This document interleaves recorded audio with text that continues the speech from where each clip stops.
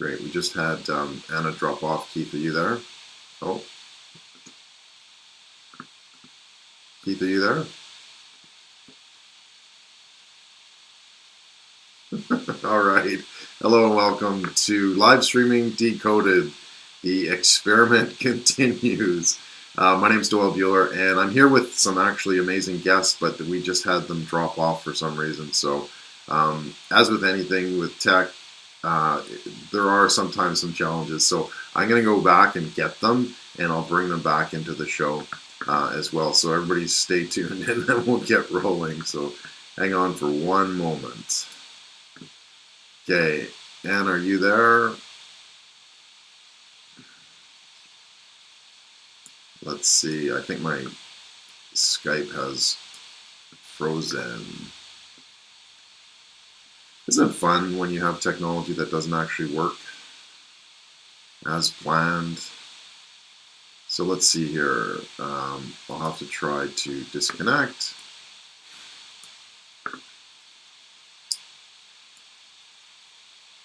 Either Facebook isn't working or Ecamm isn't working very well. So let's hopefully we can restart this and get this show on the road. So hang on. If you're watching and waiting, you can go to Livestream Launchpad, bit.ly/Livestream Launchpad, and we've got some of our earlier episodes there, and we have some of the amazing guests that we also have as well. And take a look. There's some resources. There's our checklist. There's pretty much everything you need to be able to set up and run a live stream for business. Excuse me, pardon me.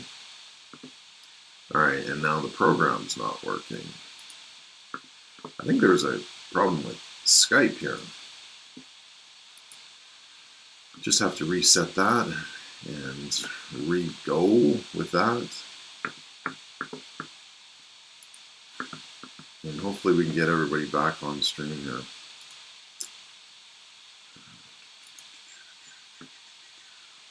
There's that one. So I'd love to know, I know the show's just getting started, but I'd love to know what level of live streaming have you actually been using for business? And if you can, if you got some questions for Anna as well, she runs the Expert Show out of the United States, and it's a fantastically high-rated show. And that's what we want to talk about as well, is how can we actually produce an episode, a show that really kind of gets viewers and gets people watching and that sort of thing. So she's joining us, I think it's from California, she's going to be joining us. There we go. Let's see if we can get this.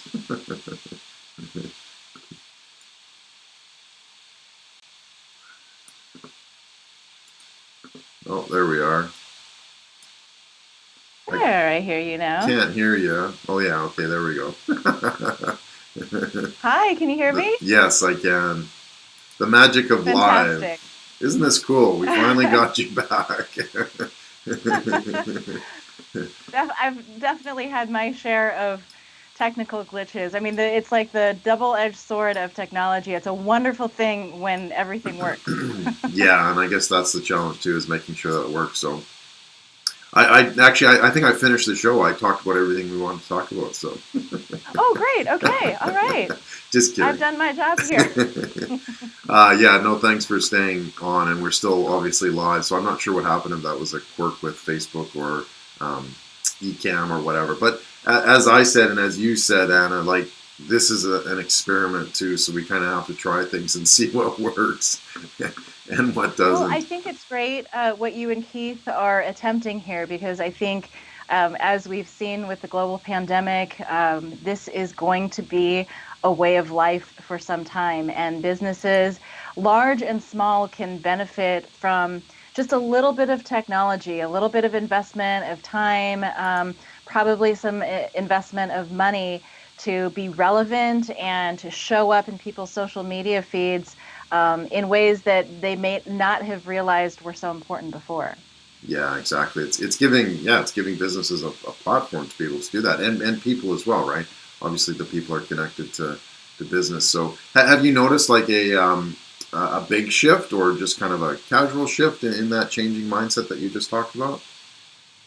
I think so. I think the conversations that we are having with folks just in my own community is that people are realizing that this virtual environment is so important. When you don't have the ability, I mean, we've all been under lockdown for quite some time now. So when you don't have the ability to draw customers into your store, into your brick and mortar store, to look at your merchandise, to test it out, if you don't get that, interaction with people, this is really one of the key ways that you can reach out. And, it seems like the social media platforms are prioritizing live streams from, everywhere from Twitter to Facebook to even TikTok, which I've only recently discovered because it's really not in, my demographic, but I'm realizing that's where everybody's going as well. And I just noticed the other day that, TikTok was definitely prioritizing people I follow who were going live. No, fascinating. Yeah, no, that's definitely something that we need to see is that this is a tremendous opportunity, right? It gives us, fascinating insight into how we can actually connect with our audience, and that was one of the things we talked about last time was finding that audience too, which is super super important. Um, I wanted to get everybody rolling here. So Keith, welcome. Keith is my amazing co-host, all the way from Melbourne, Australia. Myself, if you haven't heard my name yet, I'm Doyle Buehler, and I'm broadcasting from Perth, Australia. And then we have the amazing Anna Canzano, all the way you're from California, right? No, I'm No. from Oregon. Oh, So Oregon. I'm from Okay, the okay. The Portland West Coast. metropolitan area of Oregon. Oh, Yes, West Coast. fantastic. So tell us a little bit about yourself, Anna. Well, I'm a broadcast journalist by profession. I spent nearly 20 years as a television anchor and investigative reporter in a very traditional sense at ABC and CBS affiliate TV stations here in the Portland area, and loved my job. Just absolutely loved telling people stories and using pictures and sound and educating people about what was happening in the community. In the last few years, I started to feel like it wasn't quite enough for me. I did become a mother too. I, had two little daughters. I was already a stepmom, but then had two young ones, and was realizing I wanted more flexibility to set my own schedule because the local news industry really is tough to raise a family within. You work really long hours. It's very unpredictable. You're always just a phone call away from, interrupting dinner and going in if there's something big that's happening. So I started to look for a way that I could still use my skills and also feed this passion that I have to educate people and to give them access to good quality researched information. I kind of felt frustrated at times working in local news because I would interview incredible experts in their fields. So I would go out and I would interview doctors and scientists and industry leaders, but I would have a very small window in which to share the information that they had to offer. I mean, the stories were literally 90 seconds long, if that. Sometimes I could beg, borrow, and steal to get to a 2 minute or a 3 minute long story during certain special times of the year. But I really felt like collectively, there are amazing experts with fantastic information to share. And I wanted to figure out a better conduit to help share that information. Simultaneously, I was watching the advent of social media. I had the sense that people were not sitting around at 5 o'clock as much anymore watching the local news on their televisions. They were getting the news on their phones, on social media. And I guess I wanted to be part of the emerging trend. I wanted to be part of what was coming up that was new and take advantage of the ability to also engage with an audience in a pretty meaningful way in a live format as well. Wow, fascinating. Keith, how are you? Oh, Keith, I can't hear you. Are you muted? Huh? Oh, there we go. Is that better? Yeah, that's better. Yeah. Yes. We had a few technical challenges, and in a way, I'm really appreciative of what Anna's doing because, we are in an environment now where people are experimenting with the longer form. I totally agree with you. You watch TV and you get a snippet of this really great story, but really you want to hear the backstory. You want to hear the real story. And so I think that we're now starting to feel that we want a bit more wholesomeness in our life, a bit more sort of depth. So this format, live streaming, which is absolutely quintessentially long form, means that we can talk as long as we want and we're in charge. Right? That there's some responsibilities there. But we can still switch the channel, Keith. Still switch the channel. Don't turn me off. I know, but I want to pick up on a couple of things that Anna just said based on some stats that we did this week. Only 27% of people say they now get their video content from TV. Less than 30%. And well over, and you can share this stat or this graphic if you like, or we can put it in the replay. Well over 30% of people say they now grab their phone and get a quick fix on the run. That is the life we are now living. Yeah. A substantial amount of people say, look, I still like the visual format, so I use my laptop. And a smaller amount, again, say they might use their tablet. But a very significant amount of people are saying, mate, I don't watch TV, really, except if I'm watching Netflix at night. I'm not getting my news from TV. I'm getting it on as a trending topic when it comes out, snip right there. Yeah. On the hour, every hour. And so Doyle and I, we wanted to be part of that story. We wanted to say, look, you don't know how to do this yet. We don't know how to do this yet.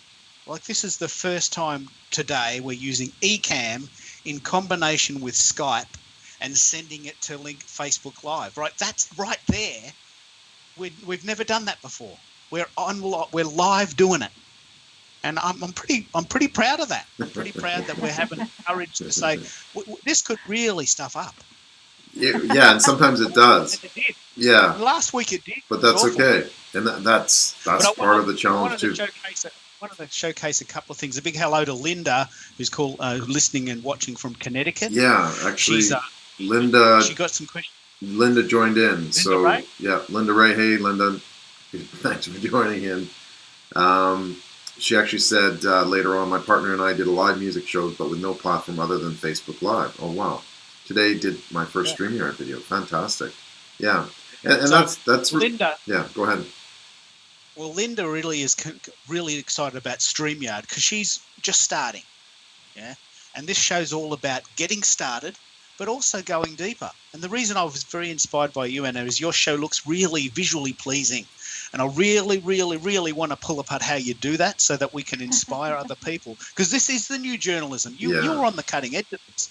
You know where this is going. You're doing it. It's funny because the photographers I used to work with, one in particular, he nicknamed me Gadget Girl. So whenever we were out in the field, I would always be showing him like, hey, check out this new fold-out keyboard that I got. I was always the first who was interested in new technology and how to use it and really how to make your life better. And really that's the aim of my show. It's called That Expert Show. And really its mission is to help people live smarter, healthier, and happier. And so I book experts based on that basic premise, which is intentionally broad because we do shows on everything from how to color your hair at home right now because you can't get to your hairstylist to how what are your tips? Plan for, it's called spray. Until you can get to your hairstylist. And then, we do shows on how to plan for, smartly to plan for, your kid's college career, college savings, and that whole admissions strategy. I mean, it's really that the topics are far and wide, and that's what's so enjoyable because we talk about health, we talk about lifestyle, we talk about the everyday types of things that most of us can relate to in some way. Perfect. And the thing I love, because I listened to a couple of your shows, the thing I love is that you take that journalistic style, but you make it long form. So it's not just a grab in the park for 3 minutes to fill in between the sport and the whatever else. This is a real show with lots of great deep content. Like last week, you interviewed someone about going back to work and what sort of gloves do you use and what part mask can you buy, and should you get one yourself or should the boss pay for it? These are really good questions.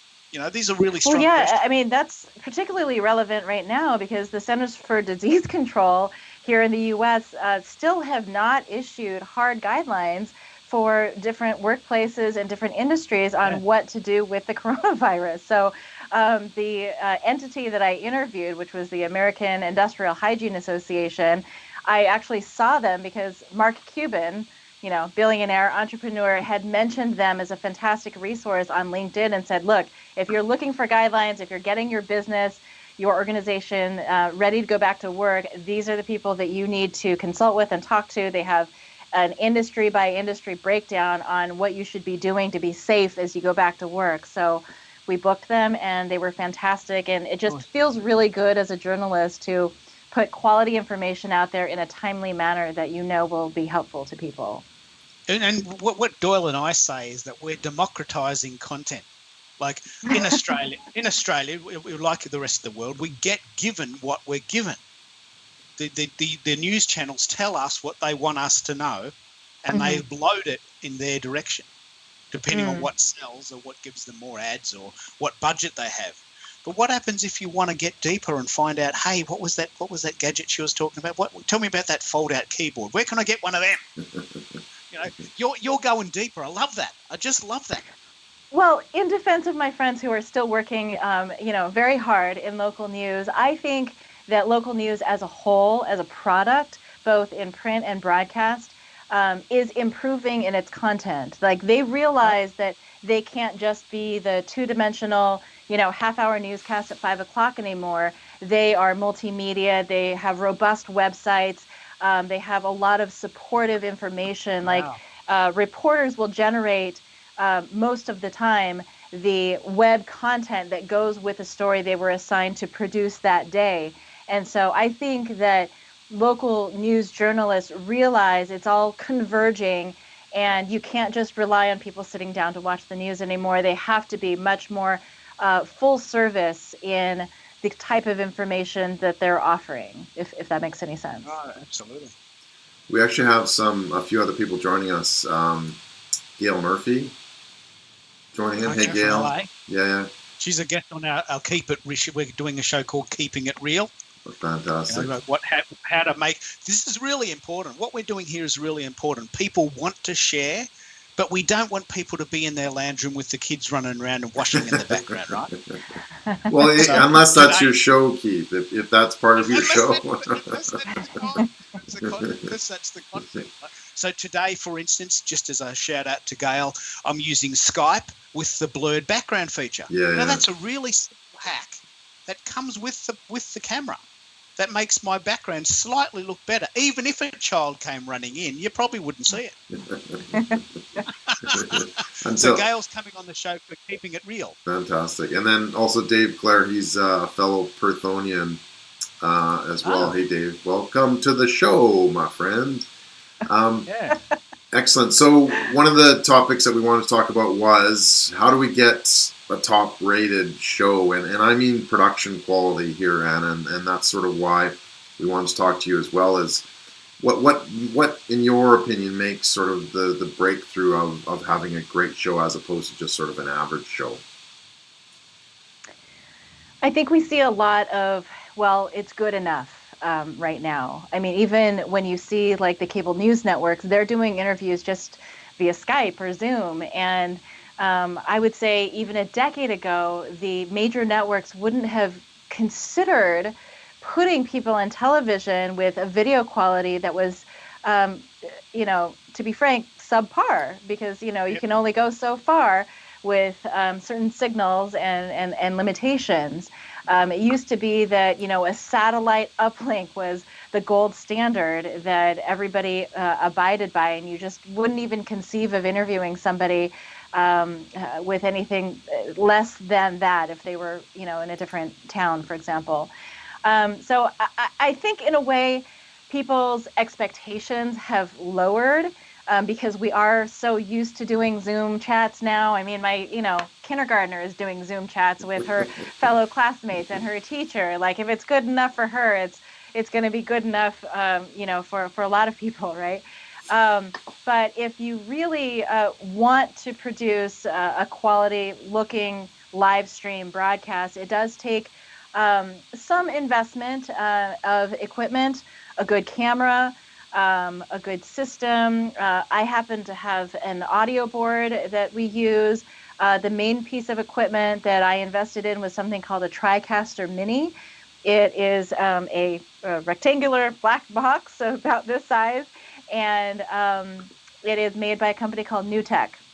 And what it does is it takes in all of the different uh, like all of the different material. So it's taking in the live shot from the camera. It's taking in the Skype signal on a separate laptop.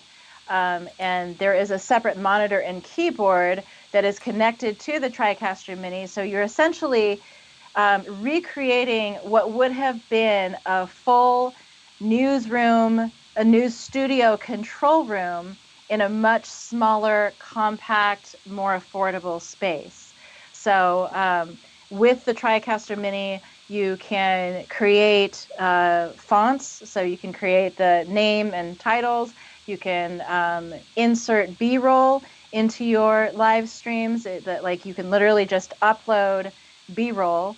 And I've recently started to experiment with that. I've been doing the show for about a year and a half, and I've really just tried to get every step of it tightened down technically and then added on more layers. So recently I've decided, it's kind of boring to go half an hour just looking at talking heads. Like, you can do it, but it's much more interesting to incorporate a little bit of moving pictures or some kind of images layered on top of what you're saying, because can I pick up on let's face it, we're visual people. Yeah, no, that's fascinating. Yeah, Keith, go ahead. I noticed, lots to talk about. I noticed my take on that, as you may have noticed if you've been following my feed, is that we've got the original show, which goes whatever length of time, but that the power of social media is that you can give them little teasers. Mm-hmm. And I've noticed that what you do is you put the insert of the guest on the screen. How do you do that? Is that part of TriCaster, or is that part of your editing suite? You mean like a split screen, or? Well, you've got a television screen behind you, or a screen behind you with the expert show graphic, but often you have the person in there. How do you do that? Yeah, so that's strictly the TriCaster.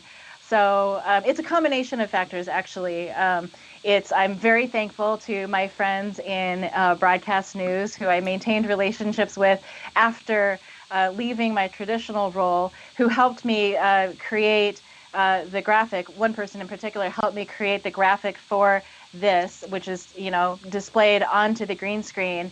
And the TriCaster is essentially what helps you plug the live picture that you want to put into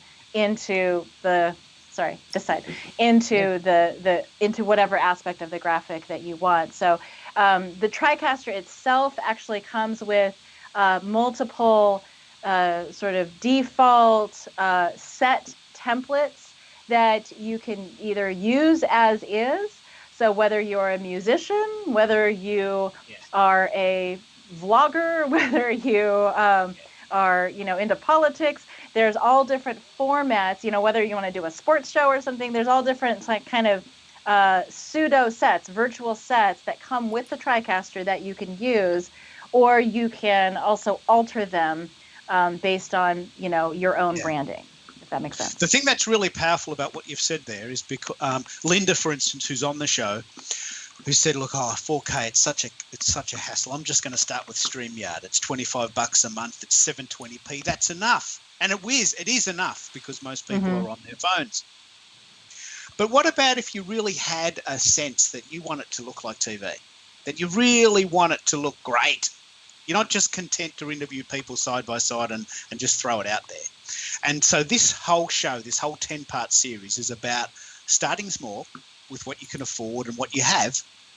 But it's also about honouring that eventually we want it to be a great experience for people. which is why, and it's a good segue back into what Doyle's doing here with Ecamm. Ecamm is a Mac product, which only works on Mac, which means you have to have a Mac to use it, which in itself is a limitation.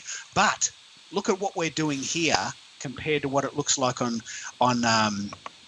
StreamYard. So with Ecamm, we're almost getting that quality you're getting with a cloud solution that costs $12 a month. Almost. Can you believe it? $12 a month. Yeah, that's Yeah. very affordable. And I think, people will only want to, I think people will be very interested in the information that you derive from these experiments, because at the end, you and Doyle will be able to tell them, okay, here's what we learned. We experimented with all the different platforms. This one sucked. This one was good. This one was good for these reasons. I mean, I think that's incredibly useful information. Yeah. Yeah. And what how does that play into the decoder that we've got, Doyle? Do you want to start with how Ecamm is working compared to the other sites we've tried? Yeah, definitely, and we can start to go through that criteria as well. One thing that I want to add was that, this is an experiment, and we actually have a comment from Linda. I'll just show it up because it kind of relates to that. There's a lot of tools and there's a lot of options, and it can feel quite overwhelming over time. So it's important to try it out. And Annie, you said it perfectly. Like, you started pretty simple. You did have some great foundation, and then moved from there because you didn't want to have a plain and ordinary show. So it's something that you can evolve. Like, from the live streaming perspective, Keith has been doing it for quite a number of years, myself as well. I started live streaming in 2017 with a different platform, and this show that we decided to put together was really, how do we actually dissect that, decode what's really important here. So putting it together in terms of an experiment and seeing what works and what doesn't, and how complicated it is, and and for a business, if you're trying to do these things, we really kind of needed to say, okay, how do we actually put these pieces together? Sometimes experiments work, sometimes they don't. And the last week they didn't. And that's someone yesterday called me the evil Knievel of live streaming. Last week we jumped over 26 cars and we didn't quite make it. Yeah. You landed short. Yeah, we made it over 23. But those last 3, those were the killer. That makes the show quite good. Yeah. That makes the show. But look, I have got a question for you. Yeah, go ahead, and I'll queue up the other stuff, Keith. Based on production, you've said that you use TriCaster, which makes your show look great. It looks like TV. It's in a box, and there's a cost there. And I'll feature this in the show notes, and I've been researching them. They're a box that looks like an old style VCR. Yeah, but really chunky. What I'm really interested in is 2 main questions about social. Where are you sending the show, and which sites work best? Because these are the 2 questions we get all the time. Where should I send it, and what works? Mm-hmm. And see, when I started this, I thought to myself, if I'm going to I do my shows intentionally on Monday, because that way they're around all week long to garner as many views and listens and whatnot as possible. It's the start of the week. I have all week long to promote the show, take snippets of it, and try to feature it on different platforms. I try to send it to as many places as possible. So we go live on Facebook and Twitter. Twitter's been a little hinky lately. I had issues with it. So again, benefit of the TriCaster is that you can multi-stream to multiple platforms. So ideally, when it works, which 80% of the time it has worked well, you can live stream to Facebook as well as Twitter simultaneously. It does it for you as long as you key in all of your information properly. So and when that's you say where Twitter, I you am. mean Periscope? Yes, Periscope. So like Periscope, which works in conjunction with Twitter, I guess. Yep. And then, so ideally I'm live in both of those places. Twitter has started recently working, which is good. It wasn't working for a while. Like, I don't know quite why, but something was wrong where if we were live on Facebook, it wouldn't do Twitter. If we were doing Twitter, it would kick off the one on Facebook. So I just stuck with Facebook because that's where my primary audience is. Like my demographic is primarily women 25 to 54, and they're on Facebook. So, and then my concept was, if I'm going to put the effort in, having guests, taking up their time, interviewing them for half an hour. I cut my show off at half an hour because I frankly think that's all the time people have, the attention span for. After the show, I have a very busy afternoon, so I post a version of it to YouTube. I post it now in full to IGTV, which IGTV previously would only let you post like 10 minutes of your show. And almost by accident, I think I recently realized that it would let me do the whole show. So Wow. I. Can you do that 16:9, or wasn't it a 9:16 format? Wasn't it a vertical format for a long time? It was for a long time, but it technically is not it technically is vertical, but I use Adobe Premiere to export it in a certain format that IGTV will accept. So I don't have to do too much to it. It's still essentially 16 by 9, but on a vertical background, if that makes sense. Yeah, okay. No worries, yeah. And so, and that was a learning curve, trying to figure that out. I didn't do IGTV right at the start. That was something that I learned along the way. And then I also put it out. So YouTube, IGTV, I use Adobe products. So I also use Adobe Audition to strip out the video and fine-tune the audio. I might go in and listen to see if there are some hot spots and, punch out some of the overmodulation peaks, which is relatively easy to do with Adobe Audition. And then I use a web host, if that's the right term for it, and then kick it out onto Apple iTunes and Google Play, Spotify, Stitcher, TuneIn, all those, podcast platforms. And you also put it onto Vimeo, don't you? I don't. I used to do Vimeo, and then they started charging, I think, based on the length of the content that I was, putting on there. And I was trying to decide whether it was really worth it for me to be on yet another platform. And I may wind up going back to Vimeo someday, but I just haven't found that I was lacking, so I stopped using We're Vimeo. very much kindred spirits here. I mean, you're trying lots of different things, and because we love trying them, a la the fold-out keyboard, I really do want one of them. But, my friends are saying, mate, you do the experiments. You just tell me what's working. I don't care about IGTV, what you just said. I don't care about that. Just tell me what works. I'll just do what's working. So the second part of the question is, where are you getting the hits? Where are you getting the traction? What's bubbling up and sort of thumping it? It's interesting because it really depends on the content of the show. So certain topics do really well on Instagram, like they just blow up on IGTV. And then others do much better on Facebook because it's a topic that people want to share with others, and so it garners a lot of views. Frankly, the key to a lot of my reach has to do with a partnership that I have with the newspaper here in Oregon, the Oregonian, which allows me to cross-post my show every week to their Facebook page. So as I go live on my Facebook page, I'm simultaneously going live on the Oregonians' Facebook page, which has, I think at this point, roughly 500,000 subscribers. And so to be able to tap into that audience and share the information with the Oregonians audience has really been key for me. So it really just, I've found that it really just depends on the topic. Sometimes things do much better on YouTube. And sometimes they're better on Facebook. Sometimes they're better on Instagram. It depends on the topic. I'm going to throw to Doyle in a minute, but I want to just pick up on what you said.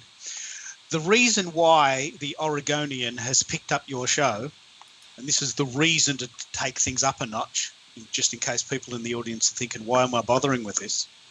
Is because the Oregonian said, okay, well, this show is quality. It sounds good. It looks good. I can feel confident that I can send this to my audience. If you just want to do stuff in your bedroom on your laptop and send it to your friends, no worries. Do whatever you want. Do the cheapest option, really fast and funky, as I call it. But what you're doing is you're moving the needle. You're fixing the audio, you're fixing the background, you're making sure that the lighting's right, you're getting good quality guests, you're keeping it short.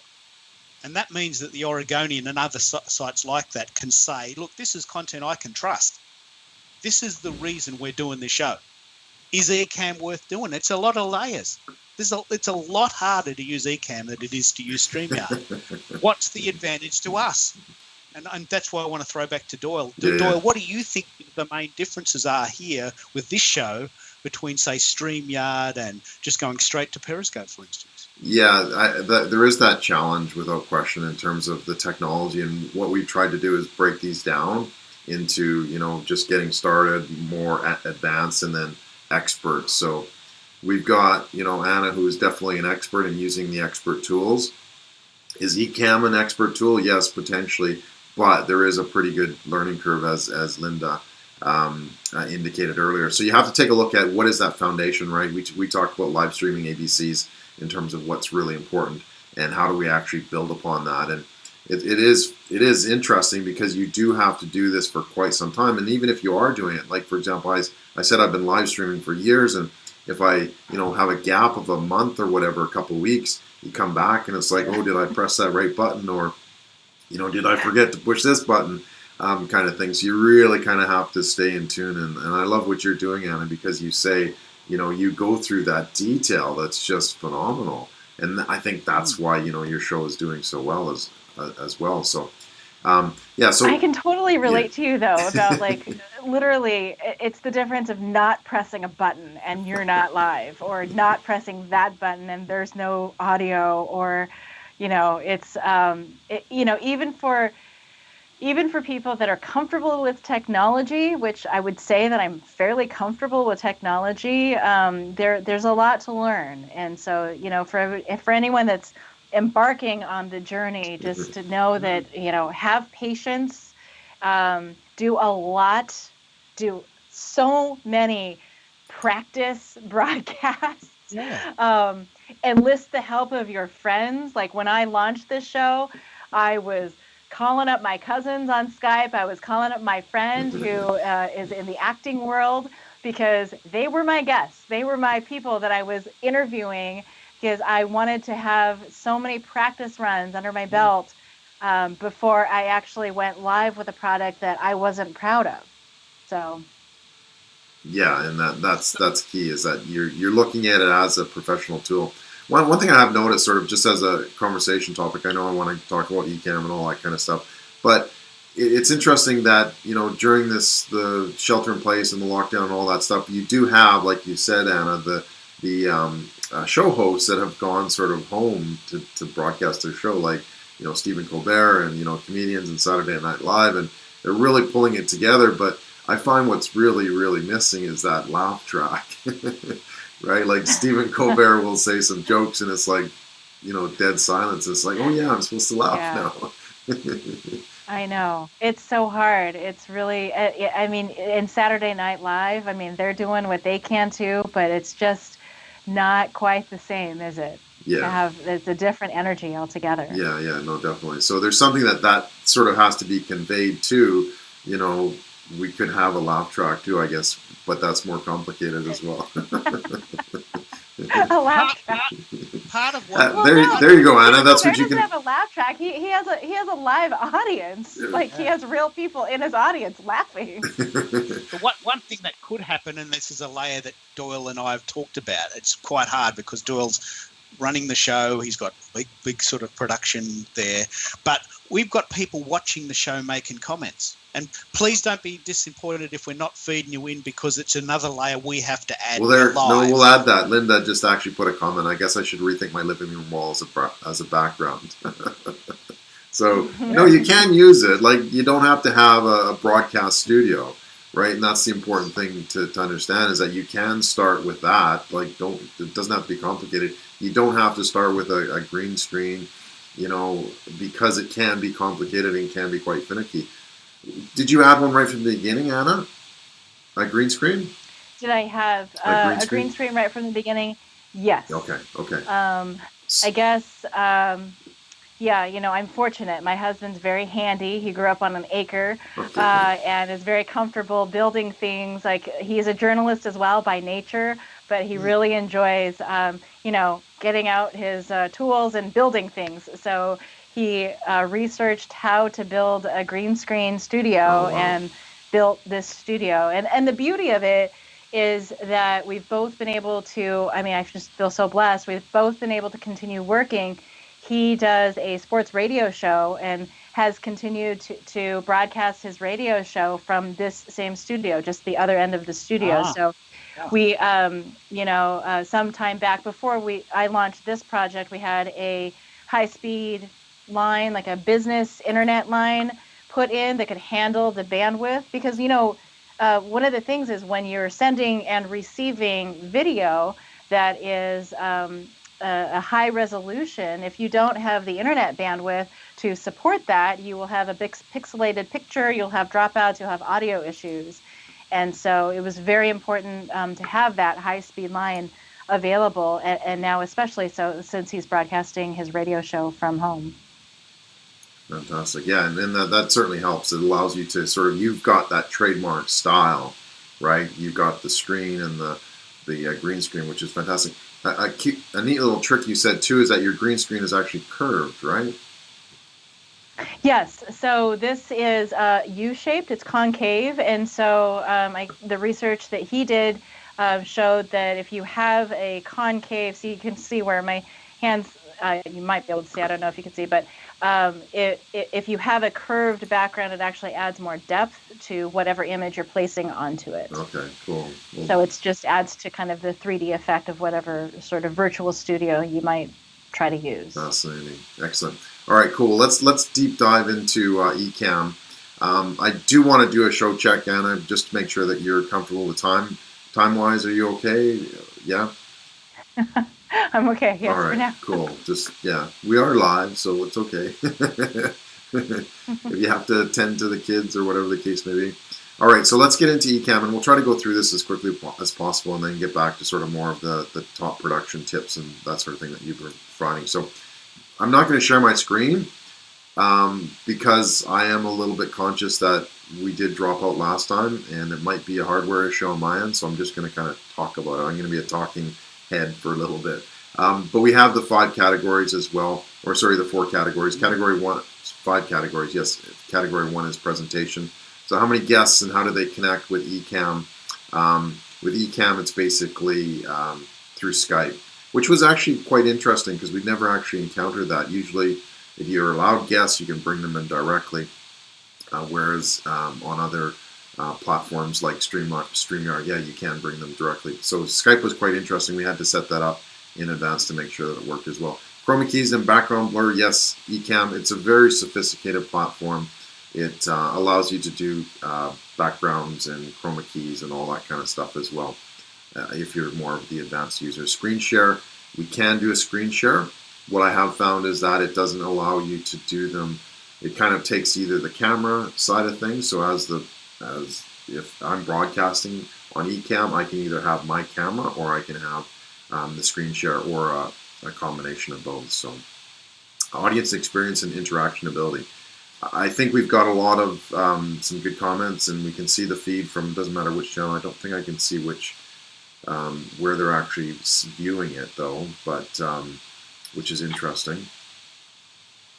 But it's something to think about. Do you want to have a show that interacts with you? And Anna, do you have a show that's live, and do you interact with the comments, or do you kind of just broadcast, focus on your guest, and go from there?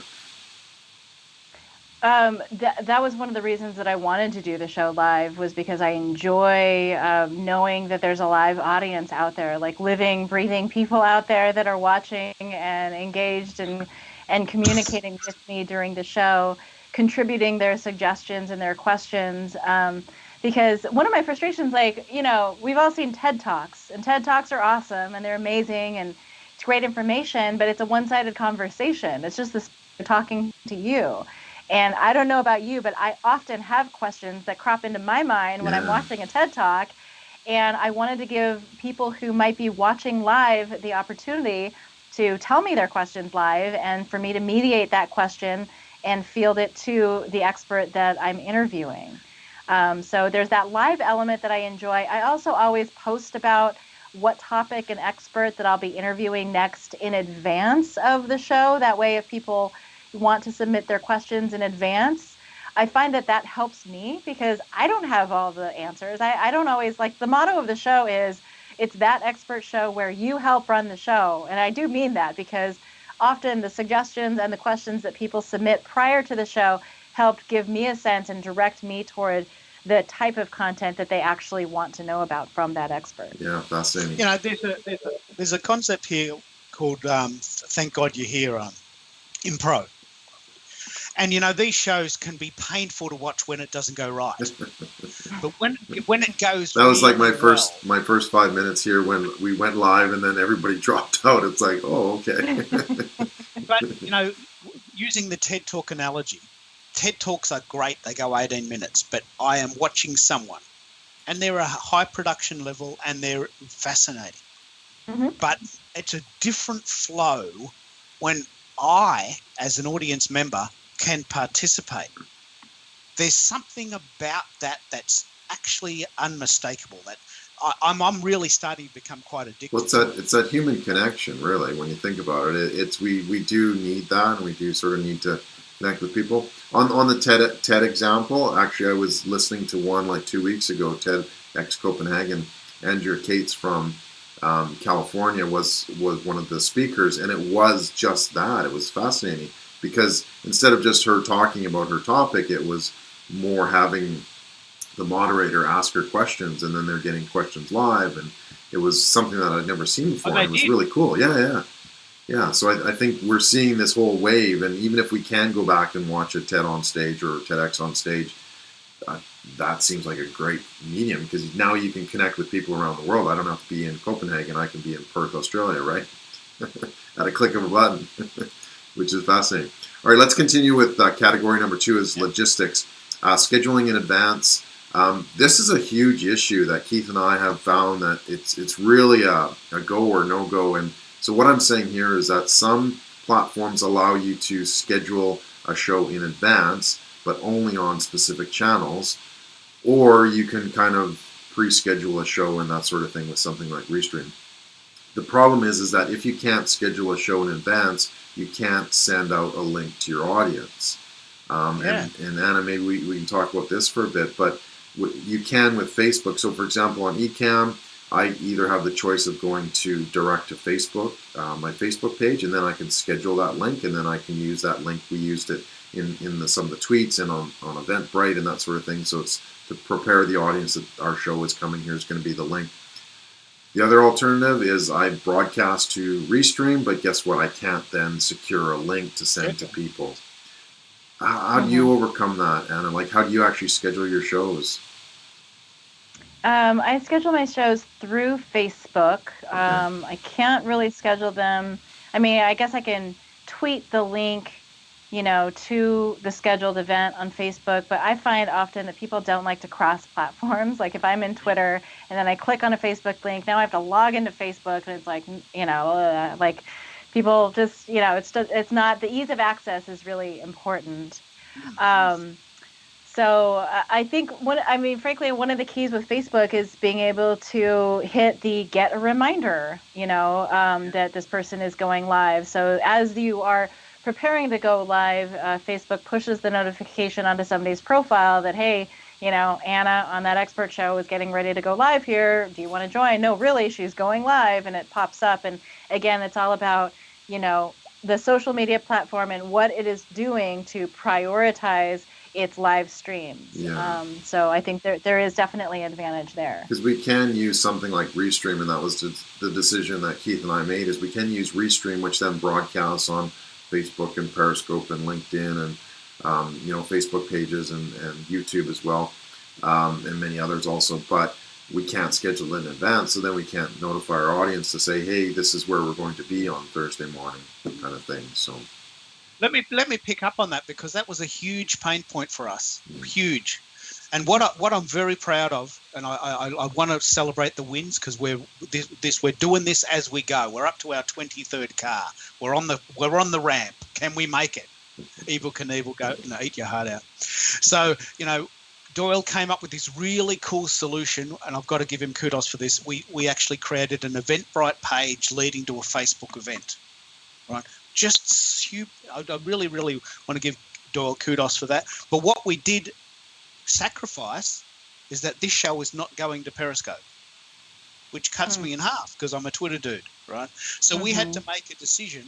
Do we want to schedule ahead or do we want to multi-stream? You can't have everything, right? As the Rolling Stones said, you can't always get what you want, but if you try real hard, you can get what you need. Yeah? Which is the ability to broadcast live, which is what we're doing. That's right. Yeah.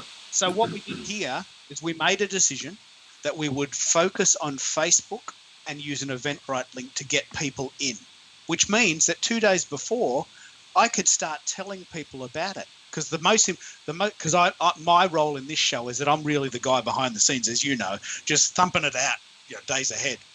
And people are going, mate, have you got a link? I know you have to turn up on the day at the time. Well, no one's doing that. No one wants to turn up on the day at the time. When are you going to remind me? I mean, I've got kids. I've got to take them to school. I've got things to do. Mm-hmm. So the idea of scheduling ahead means that we fit into people's busy lives. Hey, we really are going live in 5 minutes. You got time? Remember? Mm-hmm. Stop everything. So you do get the Facebook reminder. Like you can do that technically, but unless you're on Facebook, you're not going to get that. So we just want to try it again. That's part of this process, is experimenting what works and what doesn't. Having that, interjecting the Eventbrite so people can register for the actual show. There's no cost. It's just you register and you get the link kind of thing. But at least then we can schedule it. Because if you compare something like Restream, where we can then upload old episodes and then rebroadcast those like a TV station, we can do that at any time. But it was that initial live experience that we wanted to really capture as best as possible. All right. And it fits in with email. Yeah. And it fits in with email, yeah. So number 7 was built-in registration and event pages. You can in Ecamm select the specific channel you want to broadcast, but Facebook is the only one that you can actually schedule in advance. So it's kind of limited there, and you have to make that choice. Ease of use and setup. Ecamm is quite challenging. Like, there's a lot to know and a lot to see, and there's a lot of little windows and buttons and all that kind of things. It's nowhere near as easy as something like Streaming. Matrix meets Inception. Yeah. Yeah. Matrix and Inception in one little package. Yeah. And it's true, because I was setting up Ecamm, and it's like, oh, well, how do I connect it to Zoom? Okay, I can connect it to Zoom, but then it's like, well, I want to connect my iPad through Zoom, through Ecamm, so that I can then, sketch and write some notes that people can actually see, like you're teaching a class. But then you go like these multiple levels deep, and it's like, ooh, I have no idea where I am between the Matrix and Inception, as Keith likes to say. All right, practice runs and record only without going live. Yes, you can do that, which is really important. And Anna, you said that you practiced, getting going. Do you still practice from time to time just to kind of set things up, or? Yeah, well, I always do a Skype check. So I use Skype. That's the platform, I guess, that the TriCaster uses to connect with the guests. And I always do a pre-check the week before. So, the same day that I'm doing the broadcast, I'm also doing a Skype check with next week's guest, because I also send equipment ahead to that guest, a microphone, like a lavalier mic and an earpiece. Which may or may not be as relevant in the coming weeks and months, because it feels like everybody's, getting their own stuff now, because everybody's doing this in some form at home. But I really wanted to make sure that I had good audio quality, especially when I turn around and repurpose the show for the podcast. I wanted the best audio quality that I could get for a reasonable price. So I've purchased multiple sets of microphone earpiece combinations that I send ahead to the guests. And so the check that I do the week before is to make sure that we can walk them through all of that setup and make sure that there's no hiccups, and we can catch any hiccups early enough to correct them before the actual show. And then what happens if there is a hiccup at the start or during? We've done all kinds of things. I mean, we've sent, there was a gal that I interviewed who is a dating expert, and she was in London. And for whatever reason, the equipment we initially sent her didn't work. And so I was able to quickly order up some new equipment and send it to her in the UK, and it was good to go by the time we actually did the show a week later. Let me pick up on this though. Gail, who may still be on the call in LA, she's coming on the show to do this Keep It Real version. She said to me, Keith, there's nothing like being mic'd up by a union professional, because she's worked in TV. And she said that the thing that she's noticing is that because it's so easy, people turn up 5 minutes before and they just slip their headphones on and they're ready, right? And the idea that you've sent equipment ahead of time and you've checked, that's so impressive, because the chances of the glitches occurring are very much reduced. And also, you've got this standard. Like we are noticing now, because live streaming is becoming a thing, that people have got all vast array of sort of quality standards, aren't they? And some of them are really, they're quite unwatchable. They're so excited that they've been able to turn the telly or the webcam on and look at it and push record. That for them is like a technical achievement. Or they have blue screen graphics. and you're thinking, well, okay, no worries. I honour the fact that you're having a go. But there's a minimum, isn't there? There's a minimum standard that we should all be abiding by, just for the consumer, just for the client, just for the viewer, just to be fair to them. I've seen people making podcasts in their car on the way home from work, and it's unlistenable, really. It's just the wind's blowing and they're just talking while they're in the car park. And I mean, there comes a time when you just have to at least push some effort in, yeah? Yeah. Yeah, I think lighting is a big part of that. Lighting and framing, it's the simplest thing, but you don't realize, like, for example, before the pandemic, and most people were interviewing with us from their offices, which usually have fluorescent lighting, which is not very pleasing to the eye. It's just not very flattering to most skin tones, and it's the simplest thing. It's what's that? Makes it look pink. Is that why that's happening? Kind of Is green. that why I'm noticing? I mean, people look they just kind of look like greenish or bluish in tone. Yeah, they look ghoulish. Yeah. Yellowish. It's just not flattering. And really the best light is natural light. So the check that we do the week prior with people also covers, okay, where will you be doing the interview? Where we ask them to do the check with us from the actual location where they plan to do the interview, so we can see what they look like and sound like, and make sure that the location they're using has enough internet speed to, support a Skype interview. And so we'll work with them a little bit on framing, like, is there a window in the room? Can you move to a place that has a window in the room? Do you have one of those ring lights? Do you have any kind of lighting so that we're not interviewing you in silhouette? Those are just, some of the basic things that we do to try and improve the quality of how the show looks and sounds. We've got to do another show on this. We've got to do a whole show on this. It's not a crime drama when they have the spotlight in the back, right? It's like, no, we're talking business here. Yeah, I just got a message from Erica McKenzie. She joined in recently. She had an issue trying to connect with Zoom. Okay, she could not. That's okay. That's okay, Erica. We actually had a few problems too, so you're doing fine there. Let's continue with the live streaming criteria. We're in category 3, business and ROI, cost and freemium models. So they do have a free trial, but they do obviously have an annual type subscription where you get sort of the premium level features of green screen and more sort of buttons to push as well. So as you want to make it more complicated, it's going to cost you a little bit more. Number 11, business aspects, selling and marketing. There isn't really sort of that interface, built-in marketing, that kind of thing. You still kind of have to extend that out and say, go to Twitter and say, hey, we're going to be appearing, or go to Eventbrite and create something like that as well. The cool thing about using a third-party tool like Eventbrite or even a Facebook event is that then you can actually promote that as well through a paid promotion. those kinds of things. Networkability, open format. I think we can bring in up to 8 people on Skype on Ecamm. Keith, I think you checked that out.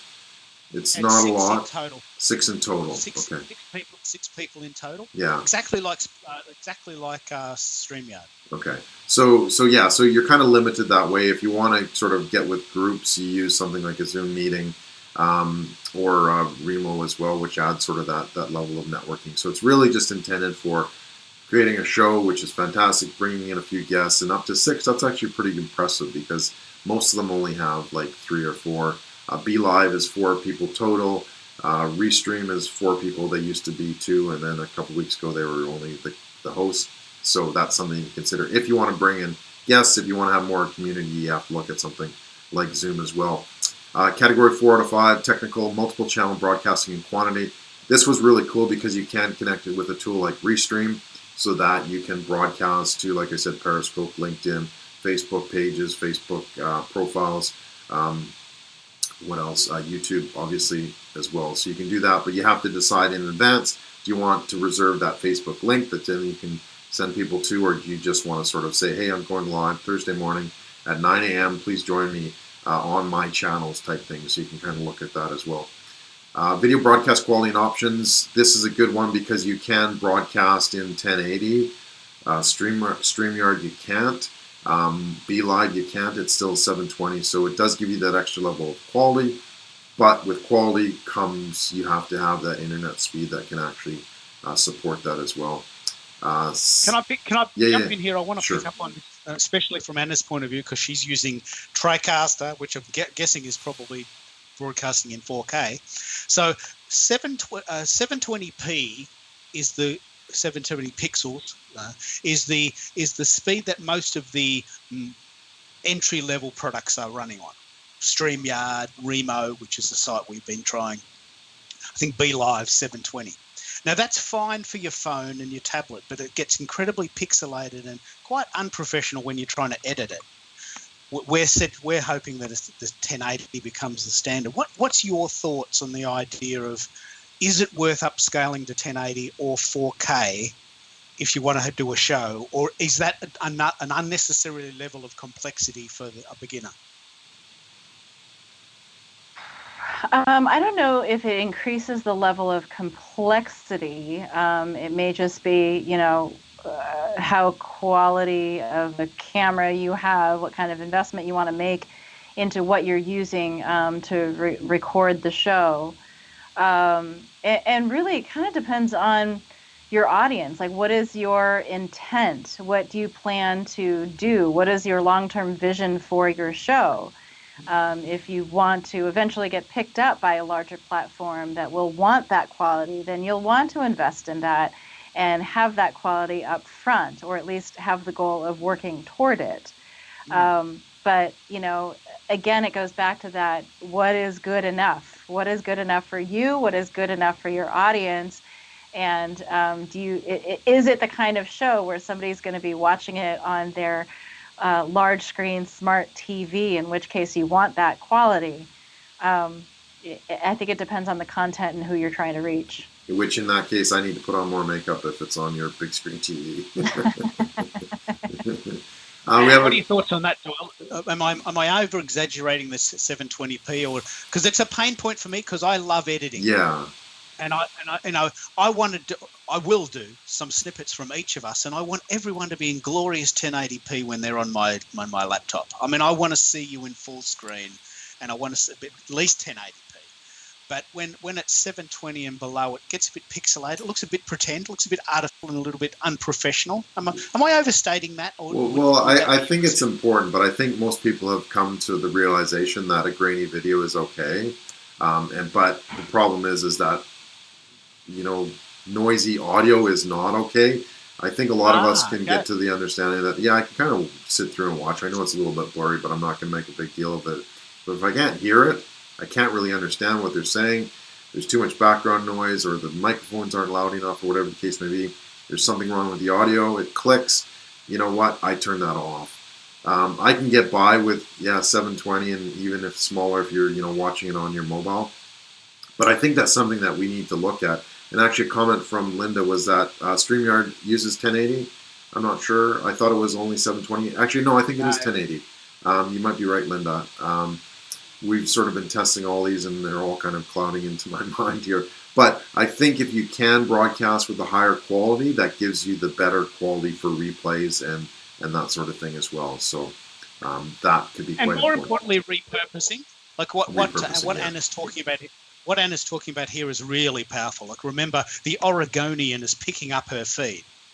And if you just did this in a sort of a half-baked way, and you were just doing it in your lounge room with the kids running around, I mean, they wouldn't have picked it up, would they? I mean, they wouldn't have. It's not in their interest to show that 2-star product. Yeah, but the fact that you've gone to an extra level, and I do want you to tell listeners what the mic you're using, because I have heard this phrase before, this little lapel mic, yeah? You're using a little lapel mic. Tell me about why that's important and how it improves the sound. I think there's Yeti mics out there that are fantastic. There's a whole range of mics that are great. I use a lav mic because this is basically what I used for years as a broadcast news anchor, and it's what I'm used to. It's a very similar setup. If you were able to see the studio, it's a 3-point lighting setup. I have soundproofing panels on either side because again, trying to reach a higher quality of audio, if you have hard surfaces that your audio is bouncing off of, you can, not for very much money, invest in some soundproofing pads and just put them up around the area where you are recording, and even the ceiling where you're recording.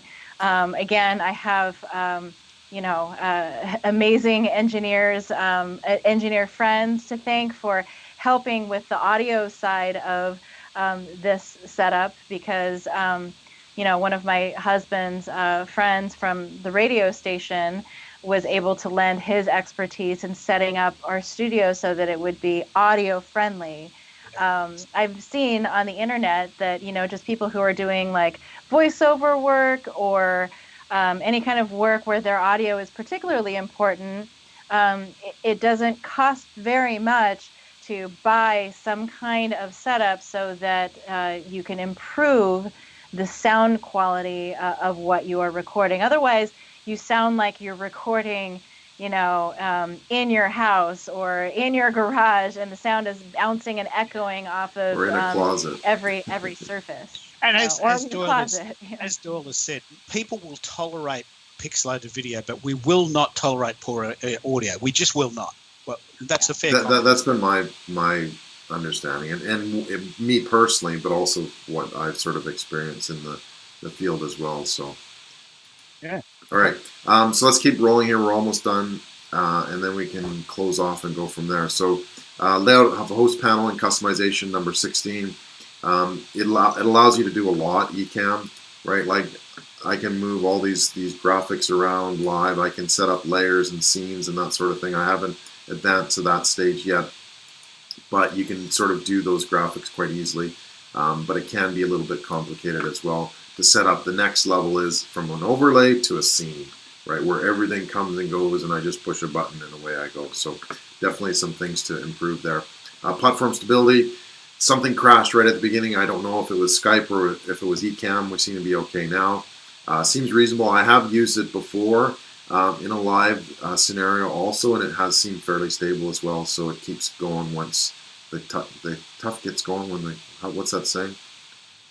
Anyway. The tough get going when the going gets tough. Yeah, there you go. There you go. Perfect. All right. Want me to ding? Yeah. Multi-talented. Yeah. You guys are hilarious. Well, I was going to say, I don't mind broadcasting in 720, but I don't know if you could actually take me in 1080. Too much to look at. Anyway, let's continue. Create download recordings in different formats. Yes, you can create a download, but it's only through the actual platform itself. You can record directly if it's a practice run on Ecamm, but you can't otherwise. Number 19, ease of video. Can I just pick up on what you just said there for the audience? And I'm interested in what you do here, Anna. We can record to your Mac, and so many of the sites that we broadcast to don't have the facility to take a recording. Periscope, for instance.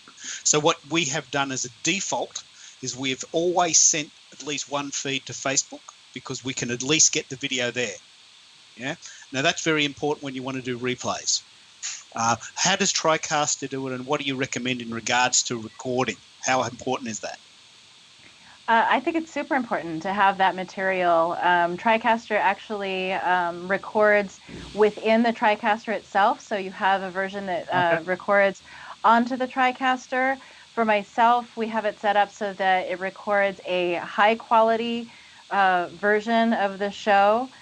So really like maximum full resolution. Okay. And then just via a USB cable out of the back of the TriCaster, we have it set up so that it records automatically onto an external hard drive an MP3 version, which makes creating the podcast so much easier because it's already an MP3. It records a high quality version, so like a 1080 version, and then it also records like an MP. Oh, what is it? Just like a web version, like so the 720 version that you would, upload to YouTube. Yeah. Okay. No worries. So it sorry simultaneously does that during the show. My job on this show is to decode, because that's what the show's called, live streaming decode. I get exactly what you're talking about, but I'm trying to bring it back to the people that are sitting at home going, what did he say? MP4? What's that? Yeah. So sorry, but I want to be. You mean translate, Keith? I want to translate. Cool. So keep going. Yeah. Sorry. No, I just wanted to quickly say Linda sends her love. I love Keith's laugh, which yes, that is your trademark laugh. So actually, that should be our laugh track. So when we say a joke, I'll plug in a Keith's laugh track. I'll have to do a little bit of a session. See, I just did that. I just did that laugh track. That wasn't you. Oh, Keith. did you? Yeah. Oh. All right. Number 19, ease of video editing and highlighted speaker view. So something like we have to manually sort of change the view. Something like with Zoom, we can, for example, I just want to show everybody that we can sort of highlight the specific view. Get rid of Keith there, so it's just me. So we can sort of rearrange the people on the screen. The challenge is that they become a different scene, and then I have to move the graphics. But anyway, the point is that you can do that. So we can sort of have the highlighted speaker view in something like Zoom. It's done automatically. If you sneeze or if you cough, then you become the big speaker. So that's why it's important to mute your mic when you're on Zoom, everybody. Episode management, number 20. No, we don't have anything that actually allows for that. You have to do it in a third party. So in this case, we save it. I use repurpose.io. It then saves to the Google Drive and basically saves it to YouTube as well. So you kind of have to manage that as well. All right. So overall, I know you don't necessarily use Ecamm, Anna, but based on what we've talked about, how would you sort of rate the skill level, basic, advanced, or expert? For Ecamm, it sounds pretty advanced, like somewhere between moderate and expert for people who want to kind of up their game. Based on what you're saying, I haven't experimented like you have with the other platforms. Yeah, I'm going to agree. What would you say TriCaster is sort of in that range of capabilities? I mean, given that I'm still learning it, it's gonna be I'd call it. We need a new category. Let's call it astronaut. Astronaut. I mean, it's funny because the friend who helped me set it up is constantly, I'm like apologizing profusely to him all the time because he almost knows now that I'll be calling him or texting him on a Monday morning going, why isn't this working? I don't understand. It's doing this. And so I'm thankful that he's still willing to provide, IT support on that end. But I'm 65 shows in. Wow. I would say I'm about 80%. I'm at about a 75 to 80% comfort level now with using the equipment than I was when I first started. So take that for what you will. How do you control it then from where you're sitting? Like you're sitting on like a stool kind of thing? Are you near your computer, or do you have like one of those touch pads that sort of recreates the scene and adds graphics, or how do you actually manage the show from where you're sitting? Or do you have somebody helping you? I do. Okay. So there's two ways to go about it. You can actually set up your iPad or even your iPhone to, or some kind of tablet to have kind of a virtual control booth right on your device. So you can, set it up to talk to the TriCaster and communicate with it that way, and change views and change commands that way from where you're sitting while you're on camera. I, have a hard time bifurcating my brain that way. Like, I could probably do it if I really had to, and I was contemplating having to do it in the midst of this pandemic for safety reasons.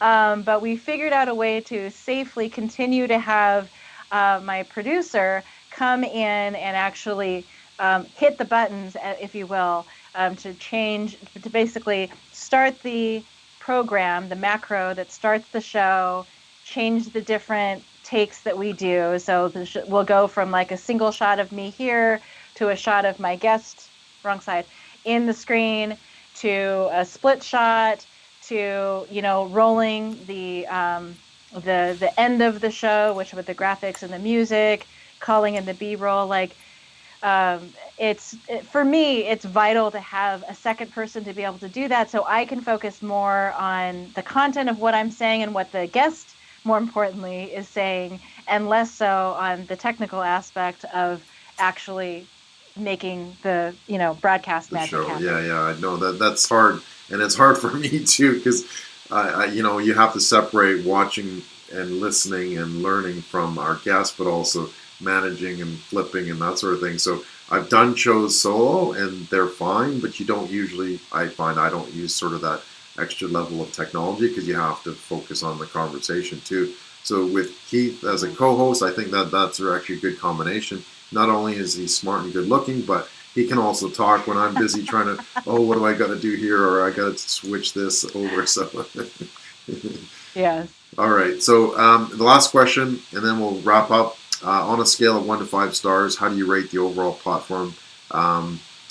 And then, what is your one key takeaway? So, what was the sort of final message, Anna, you'd like to deliver? And then we'll get to Keith, and then we'll drop off. So, I'll leave it to you to rate the platform because I'm not the one running it on your end. You've had much more experience in last shows that you've done using Ecamm, and you'll know much better how to compare it. What I've been impressed with so far, just looking at it on my laptop while we've been live, is that it auto-generates captions while we are live. Like, that's a pretty cool option. Have the other platforms that you used done that as well? not that I can tell. No, that's a good point. Yeah, it's we tested that, didn't we, Keith, on Monday or Yeah. Tuesday? Yeah, it was quite good. It's only for the extra voices though, so it can't. It's not a complete conversation. It looks like, so I can't see my captions. Only you can see them, so I can't basically have a full caption file. But it's a good start. Hmm. Yeah, I mean, I just think, for, friends of mine that are hearing impaired, I think that's a valuable tool to be able to have captions during a live Yeah, stream. Usually I have to go back and, add captions later that are generated based on the broadcast through Facebook or some other platform. yeah, And, I guess my my advice to people would just be to understand that whether you like it or not, this is where the technology is headed. So, if you want your organization to be on the forefront, if you want it to have a voice, whether you run a business, a small business, a large business, a nonprofit, you have to have a presence. You have to have your brand out there in some form on social media. It can be very intimidating, very daunting to try to go down this road, but it can also be a lot of fun and a fantastic way to engage with your clients, your customers, your audience in a new and more meaningful way. So do lots of practice runs because even when you do practice runs, I noticed that Erica, who made a comment on our live broadcast right now, was saying that, even with practice runs, she has, recently had an issue trying to connect to Zoom for an event and could not. It felt terrible. so important to do checks before, but from experience, sometimes you do it and you still have issues, and that is so true. So the more you do it, the more comfortable you will be. And, it really can open up a lot of avenues for you to reach the people that you are trying to reach in a more meaningful way. Fantastic. Yeah, that's really important. That it comes down to your audience, that you want to connect with them. So, yeah, the tools are secondary. It's how do you actually make that connection. Fantastic. Keith, you want to wrap up then? How would you rate it? Oh, go ahead. Yeah. First, I just want to thank Anna for coming in. Like you are, I'm in awe of what you're doing, and I'm so honoured that you took the time to come on our little show in Australia. You know, we're all the way down under, mucking mate. around. We're mucking around, really. You know, that could be a GIF. We're mucking around. We're mucking around. We're mucking around, mate. I love it. We're just mucking around. But you've come on our show and you've said, look, okay, well, this is, you can tell you've come from the industry. This is where we are going. And we need, in some format, to play this game. Whether it's with StreamYard or Be Live at 720p, or whether it's with TriCaster and Ecamm at 4K, we need to play this game because this is where the industry's going. And we don't have to adjust. We can just simply read the local paper if you can still get it. And you can go to the local cafe and hang out if you want to. But the world is changing into a very much more interactive format. On the call today, we've had you in Portland, Oregon. I'm in Melbourne. Doyle is in Perth. Linda is in Connecticut. Erica is in Jamaica. Gail is in LA. Right there, we have a global family live on Facebook, communicating with each other. And that's the show we want to do. And I just want to thank you so much for coming on the show. How can people find out more about your show, and where do you want to take your show? The possibilities are endless. Reach out to me. I'm on Facebook, Twitter, and Instagram. Just search for Anna Canzano. You can check out my show at thatexpertshow.com. And I share your, affinity for this format, because it really does. I mean, it's amazing to me that I can be here talking to you. We can be reaching an audience worldwide, and truly, maybe particularly in these times right now, it makes the world feel smaller, and that's really fulfilling. Perfect. Keith, what do you rate Ecamm? Well, I really like it. I don't have a Mac, so I'd have to dial it back because it's only for Mac users, but I would give it 4 out of 5 because it looks great. Yeah. It's quite easy to use once you're in it. If you have a Mac, we've had to use Skype to connect, but the visual presentation style, I think, makes it worth the effort. So if you started with StreamYard, which is super simple on your PC, $25 a month, and you thought, I want to go more, I want to do more, as Anna said, I think there's something deeper going on here. I don't want to just be a hack. Not that you would be, but I just think that Ecamm, this is important. With the pandemic and everyone jumping on their phone and doing TikToks in their pajamas, which is a thing, right? We need to separate ourselves out with quality content. We have content. This is not a we don't need more content. We need better content. We need better content. This is good content. No, this is awesome content. Substantial Keith, content. With Anna here, this is awesome content. Jumping around, doing a boomerang, having an ice cream, because everyone can. I don't know. Some of those TikTok people are pretty talented. Okay. True. As entertainment.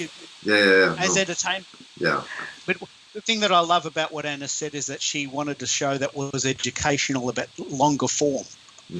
So with Ecamm, I think we'll continue to do Ecamm because you've got a Mac and it's working. And I would recommend that. It's probably my second favourite platform other than StreamYard because I've got a PC. And I do like the democratization idea. I do like the idea that, StreamYard's $25 a month and everyone can do it. I can't see myself buying a TriCaster and having it in a box and setting up a room and actually asking my mates to come around and push the buttons. I mean, I can't see that for the average person in the street. Yeah. Which means that your show is always going to be up and Yeah. Well, the quality. you came on. Yeah. You know, I'm going to be tracking you. I want to see this right at the beginning. I want to be part of your journey.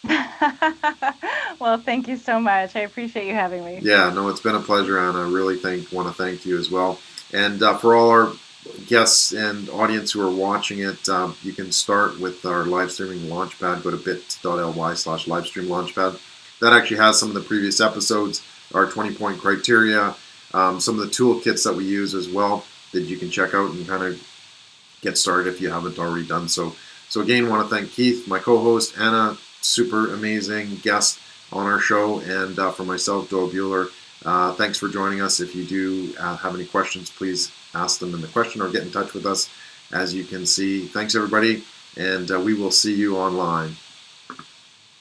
See you later. Bye.